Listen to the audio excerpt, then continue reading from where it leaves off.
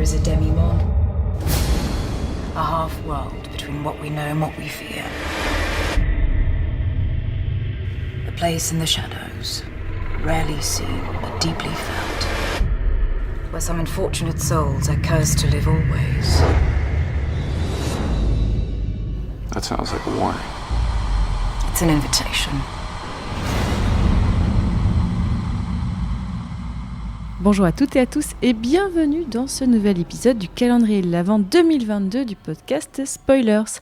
Je suis Fanny Cohen-Moreau, je fais notamment le podcast Passion médiéviste et aujourd'hui je vais vous recommander une série qui n'a rien de médiéval, quoique la série Penny Dreadful. Alors je vous préviens tout de suite, elle est très difficile à regarder. Alors, je veux dire par là qu'elle a été enlevée de la plateforme Netflix en juin 2020 et elle n'est disponible, il me semble, que sur Paramount Plus et en DVD. Mais je vais quand même vous en parler parce que cette série est un bijou. Alors, si vous êtes amateur ou amatrice d'ambiance sombre et poisseuse, de personnages mystérieux et d'histoires angoissantes, cette série est faite pour vous. Au programme, 3 saisons et 27 épisodes. Il y a une autre saison à la fin, mais j'en reparlerai plus tard. Elle a été diffusée entre 2014-2016, créée par le scénariste John Logan et produite par Showtime. Penny Dreadful, c'est une plongée dans l'Angleterre victorienne, c'est-à-dire de la fin du 19e siècle, dans un Londres sombre et humide, gothique et romantique. On a beaucoup de corps, vivants ou non, de sang, de sexe et d'effroi. Dans Penny Dreadful, on découvre le personnage de Vanessa Ives, qui est incarnée par la magnétique Eva Green.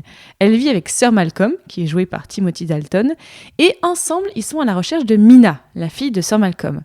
Celle-ci a été séduite par une sorte de démon et elle a glissé dans la frontière entre le monde des vivants et le monde des morts, entre les rêves et les cauchemars. Dans leur quête, Vanessa Ives et Sir Malcolm sont accompagnés notamment par un spécialiste des armes à feu, Ethan Chandler, incarné par l'acteur américain Josh Hartnett.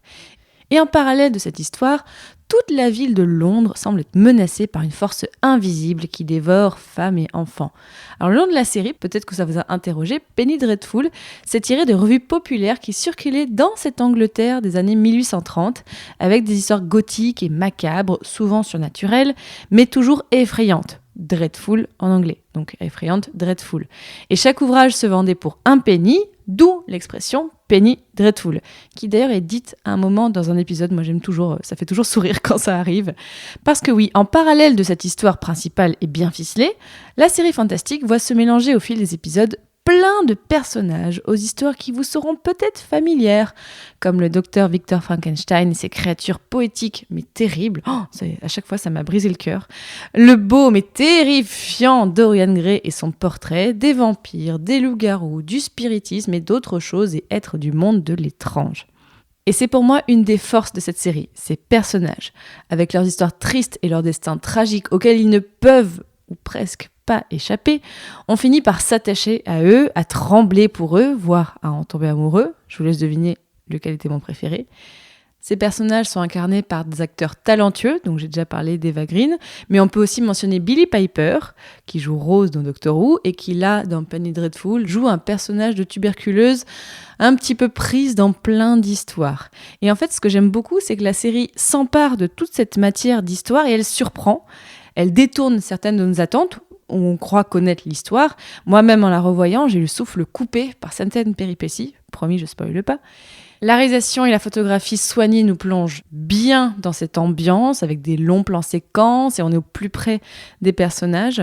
Alors, et comme je vous le disais au début, il y a bien eu une 4e saison, Penny Dreadful City of Angels, alors qui ne se passe plus en Angleterre, mais aux États-Unis, à Los Angeles.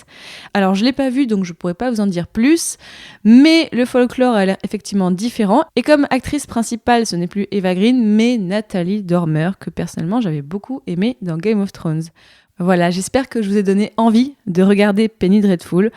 Je vous préviens, on ne sort pas indemne de cette série et de son ambiance. C'est clairement pas une ambiance Noël, mais vous passerez quand même un bon moment. Donc bonne fin d'année à toutes et à tous et découvrez plein d'autres recos dans le reste du calendrier de l'Avent de Spoilers. Salut!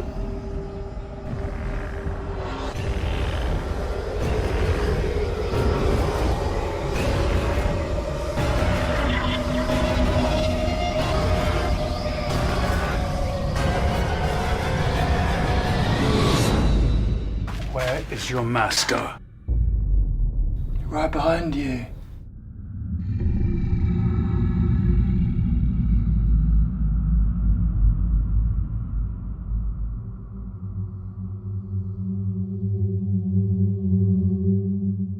Diplômée en journalisme et en histoire, Fanny Cohen-Moreau est ce qu'on appelle une serial podcasteuse. Créatrice des émissions Passion médiéviste, Passion moderniste, Passion antiquité et multimorphose, elle est aussi réalisatrice pour la radio.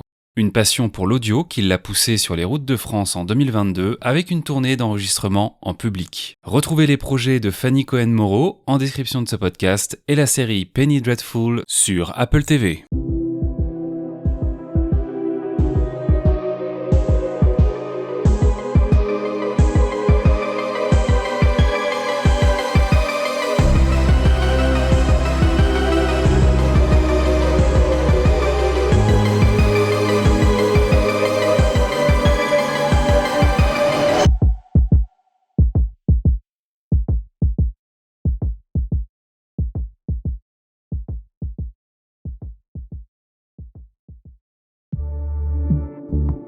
Bonus. Trax.